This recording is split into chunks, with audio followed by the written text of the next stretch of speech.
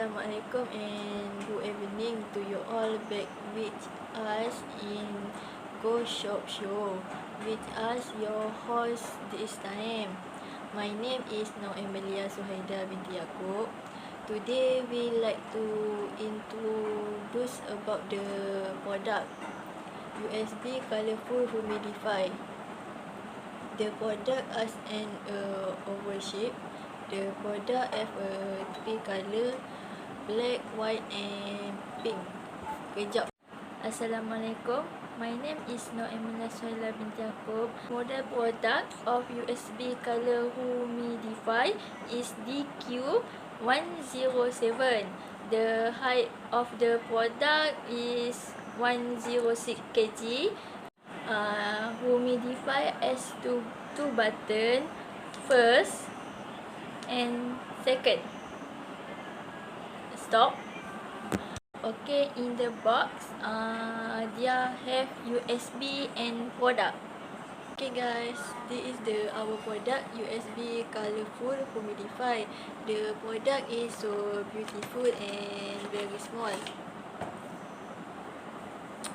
People can try to buy the product. The product can take anywhere.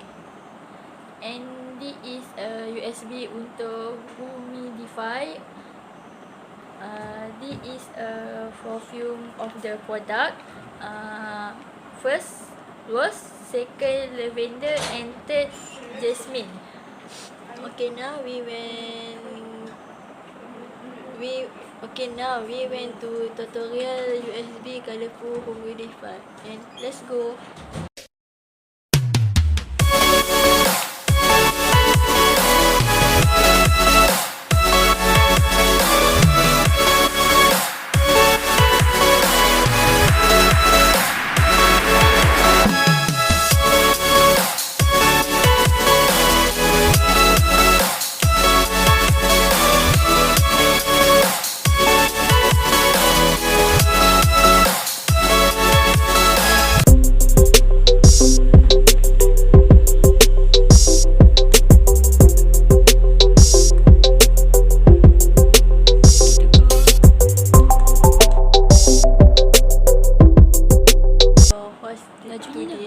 Laju ke?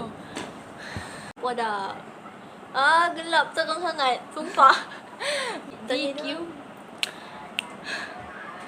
Okay, aku main lah. Okay. Apalah tu buat aku gerak. Dah serius boleh tak dah? Aku apa? Last.